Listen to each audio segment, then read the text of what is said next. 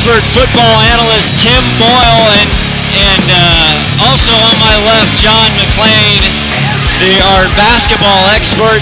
And I am back in the seat of the play-by-play, and I'll try and do as good a job as John McClain here on Snohomish Times Sports Network. So, boys, first of all, Tim Boyle, welcome to the court. Welcome to the scorer's table here. Thank you, Scott. The broadcast Scott. booth of the basketball. Thank you. Hello, ladies and gentlemen. First of all, we've got Marysville-Getchell, which we saw in football, Tim. And, John, we talked to the head coach of Marysville-Getchell, and they have not won a game this year, but they have great spirit, and the girls are still having fun. Yep, Shannon Grambois. Yeah, she says she has a great team, a fabulous bunch of girls.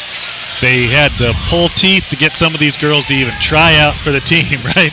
I mean, they were scouting the PE classes, trying to find girls with some height and that they thought could handle the ball and play a little basketball, play a little round ball. So they had a hard time putting a team together, but she's done a great job, and she's looking at this part of the season as to gauge her team's improvement off of point spread. So the plan is to improve point spread off of all the first meetings on the season. So they're having it's a difficult season, but they're having a good time. Getchell's kind of gone the opposite way of Glacier Peak as far as for new schools. Glacier Peak immediately came in as a powerhouse in Wesco 3A, and Getchell's doing it the more traditional way, kind of building up the program and kind of starting at the basement and literally tonight we have the top of the league and the bottom of the league. Yeah, so GP was able to leverage off of all the work or all the base that Snohomish always had, right? All the feeder programs.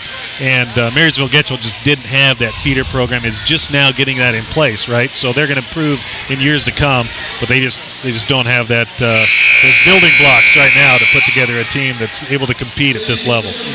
We'll talk a lot more about football, basketball, and everything in between, but right now we're going to throw it down to our court announcer for the starting lineups and pregame festivities. You're listening and watching Glacier Peak Basketball on the Snohomish Times Sports Network.